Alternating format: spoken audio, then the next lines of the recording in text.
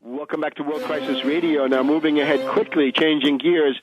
Phil Berg cannot be with us today. We'll get him next week for an update on the Obama birth certificate stuff. What we do have is, remember that Donald Trump on The View had been talking about Obama's lack of a birth certificate. We also have the interesting fact, Michelle Bachmann, not our favorite person, but nevertheless, Michelle proving once again Leibniz's rule that evil can do good. That's the only way the world survives. Michelle Bachmann has gone into Iowa to set up a campaign organization, and she has chosen her Iowa campaign rep is somebody who's interested in the birth certificate issue. We don't put our hand into the fire for this person because he wants you to pay your taxes in silver and gold. Man, talk about tax increases. That would be a lollapalooza of a tax increase if you had to pay your taxes in gold dollars. But the primary positive element is that the Iowa rep for Bachmann is going to agitate this issue of the birth certificate. It guarantees that this issue will remain in the public eye, especially as Bachmann apparently is about to declare a presidential candidacy. But now, let's shift gears and go into domestic politics. We have to talk about economic program. We have to talk about the class struggle, class consciousness, the Wall Street sales tax-related issues. We're lucky to have with us today a brilliant young labor lawyer coming out of the universities and law schools now. We have a new generation here, a new representative. This is somebody people know. Dan Abramson was, of course, prominent in the 9/11 issue. His website, False Flag News, was a very prominent one. Dan, like the rest of us, now turning more attention into these questions of economic program and what to do to get out of the world economic depression, since that is now the main issue. So let me welcome Dan Abramson.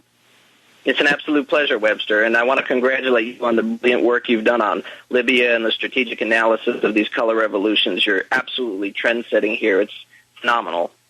Well, that's very kind of you. But now, I think you've been doing some research into the Wall Street sales tax and related issues. Why don't you tell us what you've been finding, any way you'd like to get into it? Yeah, I think, Webster, the best way to do this is to start with a history, because when I talk to people about taxing derivatives, they think it's a far-flung idea, that it's something that's very impossible.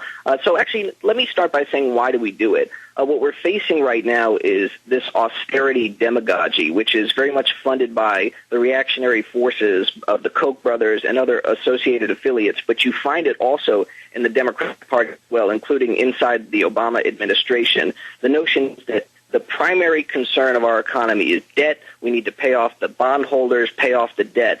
And in order to do this, they're going to cut taxes for the wealthy, put in regressive taxes on the poor, and cut services for the middle class and the working class in this country. So I think what we need is a programmatic alternative to that and to the union bust, which we're seeing not only with Scott Walker.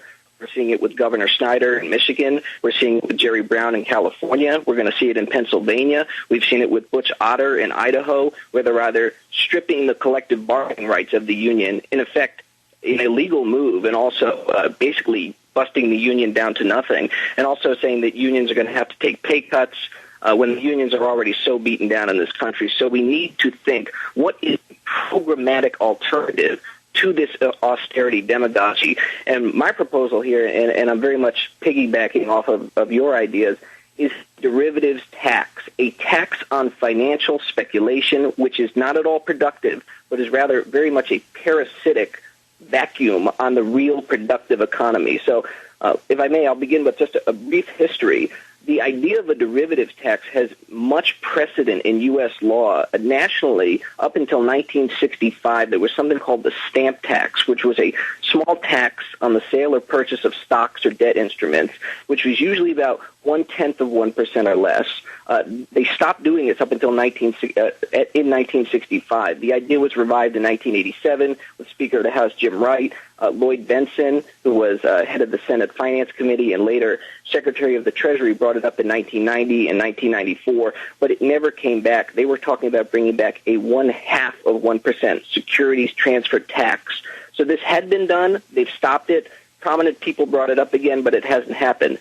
At the state level, we see that it's also actually on the books right now. Webster, you've talked a lot about this New York tax law. I've got the law in front of me right now.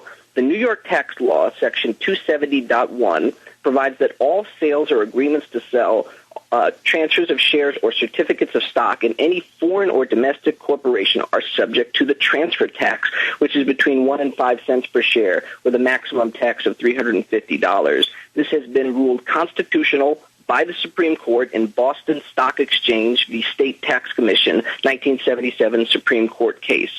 This tax alone brings in $16 billion with a B dollars a year for the state of New York, but Governor Cuomo and other governors before him have given this back to Wall Street instantly with a rebate with a form called an MT 650. Now, the state shortfall in New York is a few $1 billion. If they were just to actually apply this tax, New York would be running at least a $10 billion surplus. So I think what we need to first understand is there is tremendous legal precedent on the books, and then I want to go into how we can build upon this and expand it. Quickly, Dan, go ahead. Okay, I'll continue. Yeah, so in Illinois, what we have is Representative Mary Flowers, who's trying to do 100% on all transactions carried out by the Chicago Mercantile Exchange. This is far too weak. I want to talk about the Dodd-Frank bill, which in many ways was a very weak, watered-down bill, but there is much hope. Title VII, Section 716 requires that all swaps be cleared as long as the CFTC or SEC require them to be. Now, Geithner and Bernanke and Mary Shapiro and Gary Gensler are working to weaken these rules, but the law is on our side here, and it's not particularly ambiguous. These credit default swaps must be cleared. Now, I think what we need to understand is the magnitude of what's being traded here. There are estimates that at least $4 quadrillion are being traded every year in these derivatives. That's not just my number. I'm reading that from CNN Money Magazine, which when they talked about the New York Stock Exchange merger with the German Bourse, they were saying that it's part of a $4 quadrillion market. There's evidence $4 quadrillion of turnover. $4 quadrillion in turnover. Now, the Chicago Mercantile Exchange and CBOT do $1 quadrillion in turnover a year. Another clearinghouse called DTCC, $2 quadrillion just in 2007. So it may actually be higher than $4 quadrillion. Webster, I know you often say 1.5 quadrillion. It's actually likely higher than that. Well, the 1.5 quadrillion is total derivatives in existence at any time. Exactly, right. The turnover is obviously more because that's the buying and selling of the existing derivatives or new ones. And so with the derivatives, because these aren't cleared, what we have to do is look at data points and sort of piece them together. We know it's many quadrillions. Now, I think what's important to understand here is if we did a 1% tax on this 4 quadrillion, 1% tax on 1 quadrillion would be $10 trillion, split 50-50 with the states and the federal government. Not only are the deficits in the debt fund, but we can rebuild with a new Works Progress Administration and begin rebuilding the infrastructure of this country. Dan, we're out of time. Come back next week and give us another installment, okay? Thank you very much, Webster. It's an honor. See you next week.